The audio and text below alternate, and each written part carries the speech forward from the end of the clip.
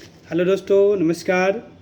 आशा करते हैं आप लोग अच्छे होंगे और आप लोगों को आज हम आईवी फ्लूइड के बारे में बताएंगे और इसे ध्यान से देखें। लिखने की कोई ज़रूरत नहीं, आपको इसी लंग क्लियर हम करेंगे और आज पूरे तरह से क्लियर ये बताना चाहते हैं। मेडिकल का जो भी स्टूडेंट है इसे ध्यान से देखें और अपने जीवन में भी उतारें।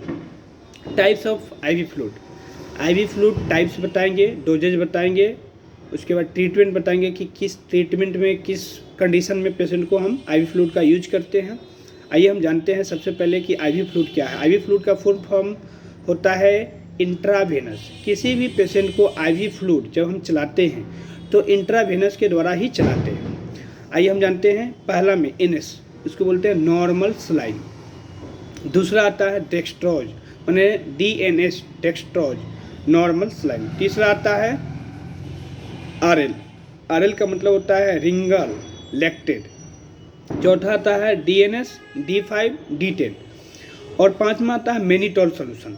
ये पांचों को एक एक करके हम आपको बताएंगे। सबसे पहले आता है फर्स्ट नंबर एनएस। तो एनएस जो होता है नॉर्मल सलाइन होता है। कंपोजिशन इसको बताते हैं 0.9% NaCl पाया जाता है। सोडियम क्लोराइड इसमें पाया जाता है। यूजेज क्या है, किसी भी पेशेंट का यूज कहाँ करते हैं, मतलब किस में यूज करते हैं। तो यूजेज क्या है कि अगर किसी भी पेशेंट को डिहाइड्रेशन अगर हो गया है तो उसमें हम एनएस का प्रयोग करते हैं।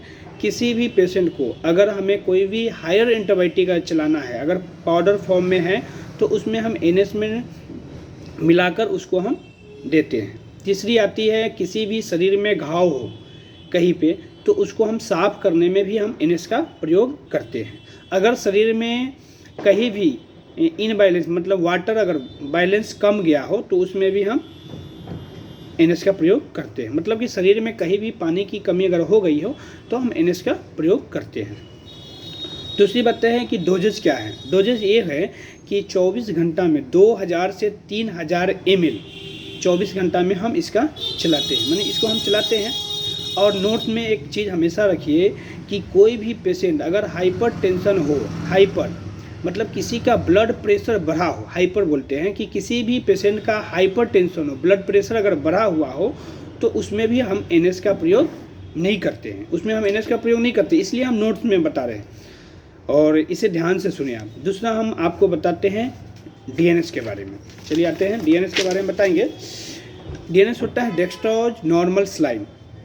इसमें कंपोजिशन, इसमें भी कंपोजिशन 0.9% एनएस पाया जाता है और इसमें 5% डेक्स्ट्रोज बनाया मतलब पाया जाता है, इसलिए इसको डीएनएस बनाया जाता है। और इसका यूजेज, डीएनएस का यूजेज क्या होता है, तो डीएनएस का यूजेज क्या होता है कि किसी भी पेशेंट को डिहाइड्रेशन अगर हो गया हो तो उसमें भी डीएनएस का प्रयोग करते हैं। उसके बाद अगर हाइपो मतलब कि किसी पेशेंट को हाइपो माने ब्लड प्रेशर कम गया हो तो उसमें भी हम डीएनएस का प्रयोग करते हैं। उसके बाद बोलते हैं टू ट्रीट इंसुलिन शॉक, मतलब कि किसी भी पेशेंट को इंसुलिन अगर कम गया हो तो उसमें भी हम डीएनएस का प्रयोग करते हैं। और इन एक्सीडेंटल पेशेंट मतलब RTA रोड ट्रैफिक एक्सीडेंट, किसी भी पेशेंट अगर एक्सीडेंटल पेशेंट हो तो उसमें भी हम डीएनएस का प्रयोग करते हैं। डोजेज क्या है, 2000 से 3000 ml 24 घंटा में हम इसे चलाते हैं। नोट में एक चीज़ हमेशा इसमें भी याद रखें कि नोट में एक चीज़ याद रखना है कि किसी भी पेशेंट को अगर शुगर लेवल अगर कम गया हो तो उसमें हम डीएनएस का प्रयोग करते हैं। और नोट में हमेशा ध्यान रखें कि किसी भी पेशेंट को शुगर का पेशेंट अगर है तो उसमें हम डीएनएस नहीं देते। शुगर का अगर पेशेंट हो तो उसमें डीएनएस नहीं देते हैं। अगर हाइपरटेंशन मतलब कि किसी भी पेशेंट को हाइपर टेंशन है तो उसमें हम एनएस का प्रयोग नहीं करते हैं। दो चीज़ बताएं। तीसरा में आते हैं आरएल। आरएल को बोलते हैं रिंगर लैक्टेड सॉल्यूशन। आरएल को बोलते हैं रिंगर लैक्टेड सॉल्यूशन।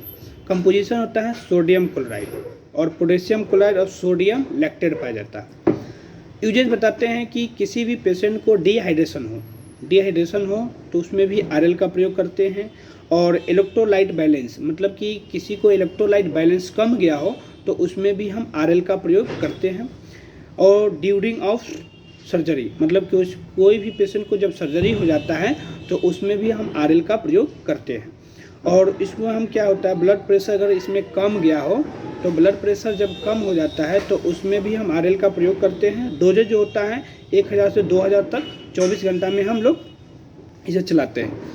और आते हैं RL हो गया। उसके बाद हम आते हैं, आपको बताएंगे कि डेक्स्ट्रोज मतलब कि D5, D10 और D25, ये तीनों को हम बताएंगे कि D5, D10, D25 को कैसे हम यूजेज करते हैं।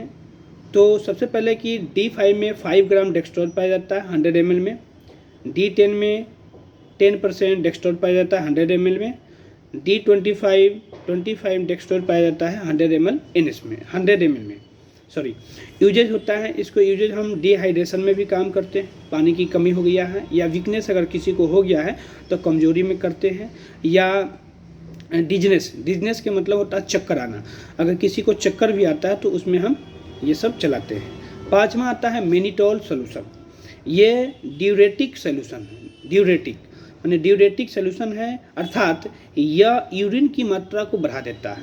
मतलब कि किसी भी पेशेंट को अगर यूरिन नहीं होता है तो हम मेनिटोल का यूज हम करते हैं। इससे क्या होता है, हमारे शरीर में यूरिन का मात्रा बढ़ जाता है। और कंपोजिशन क्या होता है, 20 ग्राम मेनिटोल 100 ml में पाया जाता है। हम आशा करते हैं कि आप इस पूरे IV फ्लूइड के बारे में अच्छे से जानकारी लिए होंगे और इसे बेहतर तरीक़ा से आप अपने जीवन में उतारें। धन्यवाद। राधे कृष्णा, जय राधे कृष्णा।